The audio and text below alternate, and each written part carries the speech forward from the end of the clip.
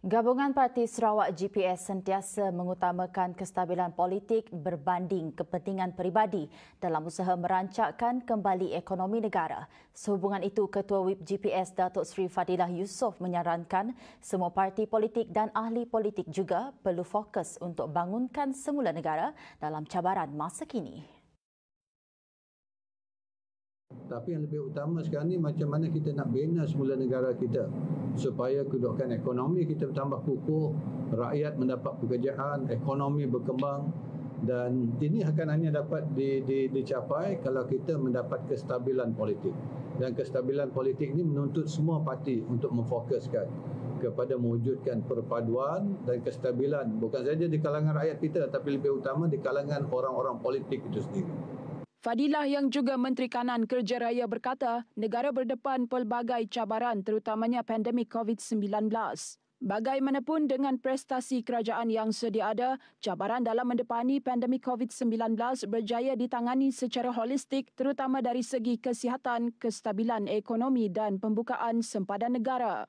Beliau berkata demikian pada sidang media sempena jelajah FT Roadpedia Zon Selatan di Kota Tinggi Johor pada Jumaat. Sementara itu, dalam sidang yang sama, Fadilah memberitahu Parti Pesaka Bumi Putra Bersatu Sarawak PBB terbuka sekiranya ada ahli Parlimen negeri ini mahu menyertai parti berkenaan.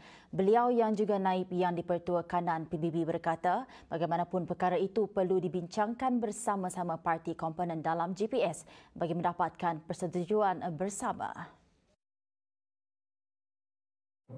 Kita terbuka tapi ada prinsip di kalangan komponen-komponen parti GPS.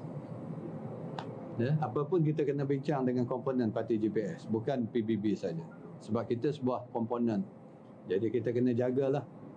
Dalam pada itu mengulas mengenai dakwaan beberapa lagi ahli Parlimen Pembangkang Sarawak akan menyertai PBB, beliau tidak menafikan perkara itu akan berlaku.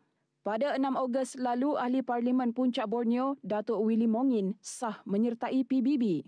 Willy Mongin yang juga Timbalan Menteri Perusahaan Perladangan dan Komoditi sebelum ini menang kerusi Parlimen Puncak Borneo sebagai calon Parti Keadilan Rakyat PKR pada PRU 14.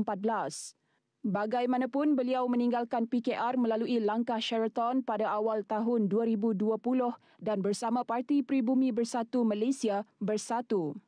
Namun pada Jun lalu beliau memaklumkan tidak pernah menyertai Bersatu tetapi hanya diletakkan di dalam parti itu untuk menyokong kerajaan Perikatan Nasional.